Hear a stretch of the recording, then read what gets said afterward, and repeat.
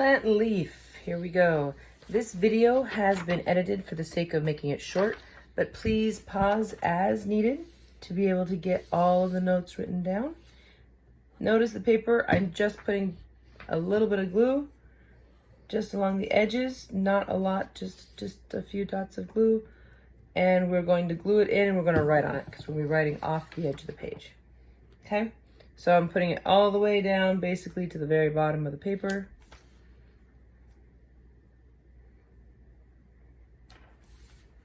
Glue it in. Just to kind of orient ourselves, picture a leaf. Okay, we're going to do what's called a cross section. We're going to like cut a piece out of that and then zoom in and look at it from the side, and that's what you're looking at right here. Okay, so we're going to take that and zoom in and zoom in and zoom in and zoom in and zoom in. This is what it would look like if you're looking at a small cut out square of leaf and like under a microscope. Okay, so let's start at the very top of the leaf. The very top surface of the leaf has a cuticle. Okay, so I'm just gonna put a little arrow at that. The very top of the leaf. A cuticle, it's a thin, waxy layer on top of the leaf that helps keep water in the leaf. Okay, waxy, remember biomolecules, wax is a lipid. So kind of keep that in mind. I can process that a little bit. That top layer of the leaf is waxy. So if you pour water onto the leaf of a plant, it just kind of rolls off because of this waxy layer on it. Now, we have what's called the upper epidermis. Whenever you see the word epidermis, we're talking about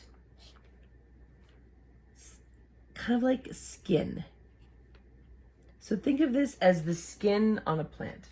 And that's this is this right here. And if you kind of look at it carefully, it's kind of just like a single layer of cells. So that epidermis. Now there's an upper epidermis and there's a lower epidermis. So that top layer and the bottom layer, okay, so here we have the bottom surface, that upper and lower epidermis, the skin on the plant. Now these cells right here are called palisade mesophyll. I've seen that word before in the STAR exam. You just have to know that that's just in the leaves and that they do lots of photosynthesis. The spongy mesophills on the bottom, these are attached to the top surface. These together do photosynthesis.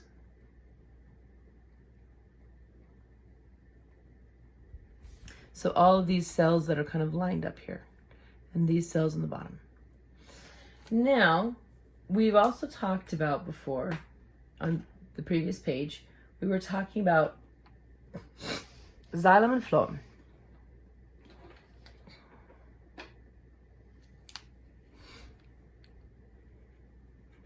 Xylem transports water. We're talking about vascular system, all right? So the vascular system tissue, the tubes, all right, the xylem. So if we look here, we have veins, and in that vein, part of that is the xylem, and then the other part of that is the phloem.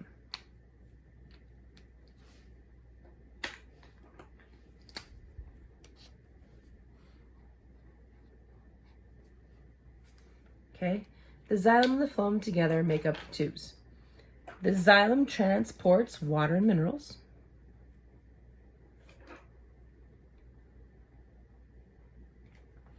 Where the phloem transports food. Very important part right here. On the bottom surface of the leaf, we have the pores. Stoma, singular, stomata, plural, or might be vice versa, whatever. They have guard cells. So each pore is surrounded by 2 guard cells. So there's guard cells on either side, and where those 2 guard cells separate, we have the pore right there. The guard cells change shape to open or to close that stomata. So let's look at more detail on that stomata. Here's one of the guard cells, and here's the other guard cell. Now remember, these are plant cells, so what you're looking at, though, those are probably like the chloroplasts, okay? And this big thing in the middle right there, in the middle of plant cells, large portion of plant cells is filled up by what's called the organelle, the central vacuole. So right here, the central vacuole is filled with water. So if you have there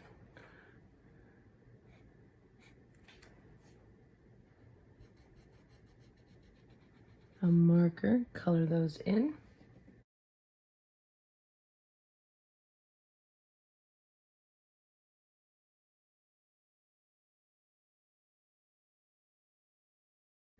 With the guard cells, the central vacuole, when it has lots and lots of water in it, the cell itself actually kind of changes shape. So the two cells kind of do this when they're really filled with water, causing this gap. That gap right there, that's the pore. This is when the stomata is open. When the stomata is open, there are things that can happen.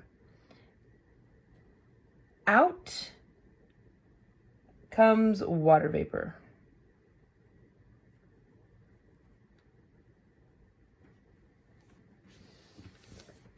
Water vapor can leave the plant. That is called transpiration. When the stomata are open, transpiration can happen. Transpiration is the evaporation of extra water out of the plant through the many stomata or the pores. So when the plant has plenty of water, the central vacuoles are filled with water, and those central vacuoles, because they're filled with water, create this shape, causing the plant, these cells have this shape, causing the pore to open. The pore opens and the extra water can exit the plant. While that's open as well, carbon dioxide can enter the plant through that stomata, through that pore, and oxygen can get out.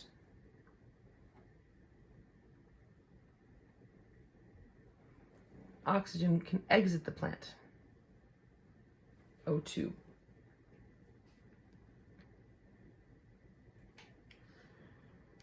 So this is the gas exchange with the environment. Carbon dioxide enters the plant and oxygen leaves the plant through the stomata. Now, what if the plant isn't getting enough water? What if it hasn't rained? What if you haven't been watering it? Okay? The stomata will close.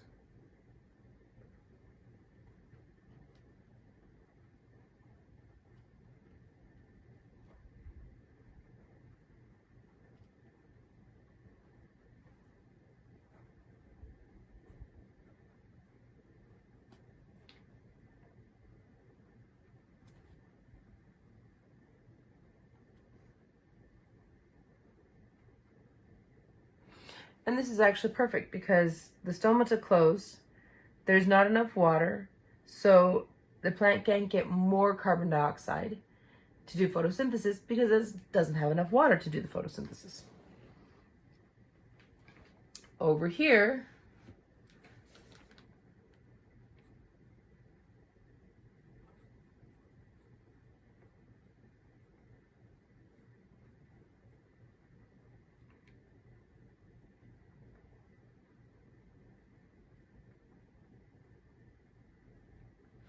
if the plant has lots of water, the stomata open.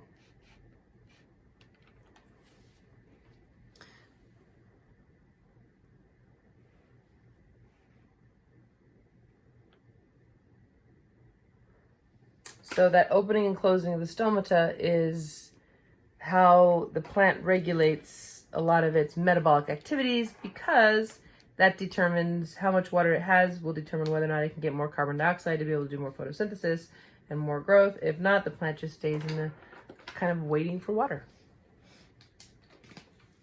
And that is the plant leaf.